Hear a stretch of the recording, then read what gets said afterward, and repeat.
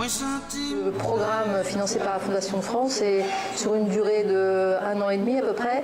Et c'est un programme qui est développé avec ADEMA, donc ADEMA et ID, avec une répartition géographique. ADEMA étant maître d'œuvre dans le bas nord-ouest et ID dans le haut nord-ouest.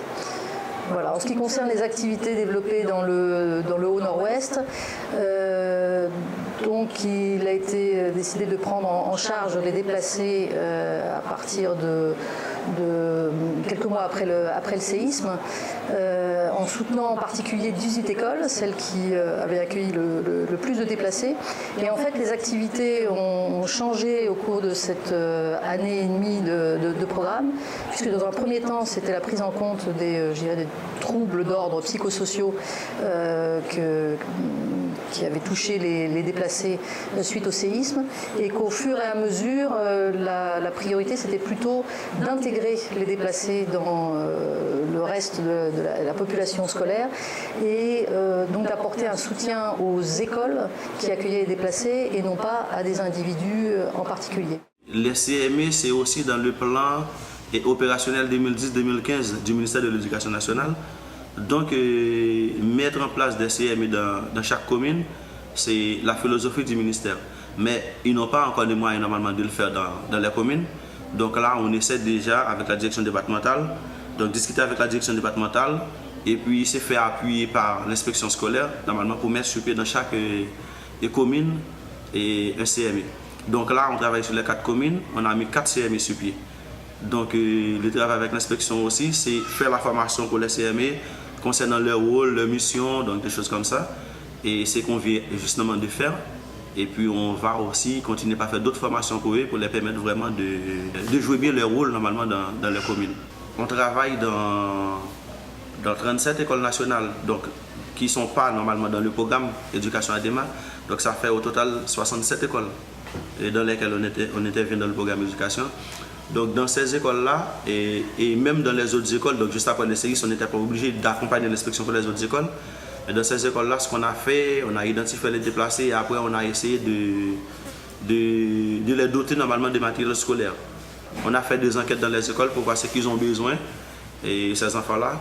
Et on a acheté normalement des livres, on a donné des uniformes. Et des fois, on va dans les écoles avec eux pour suivre normalement la façon dont ils font les entretiens avec les enfants pour voir est-ce que ça marche vraiment dans l'idée où on avait mis ça sur pied, quoi. Alors on avait transformé, on n'est pas resté seulement au niveau des déplacés parce qu'on a transformé déplacés en démunis. Quand je dis transformer déplacés en démunis, je vais parler du projet normalement. On avait à suivre normalement les déplacés, étant donné qu'on trouve qu'il y a des enfants aussi qui ont aussi beaucoup de problèmes que les déplacés. Donc on fait une seule action, au lieu de parler seulement de déplacés, on parle maintenant de démunis de manière générale.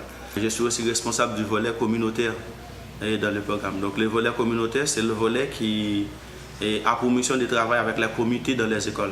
Donc comité parents, comité de gestion, comité élèves et puis les associations de parents d'élèves, qu'on appelle les API.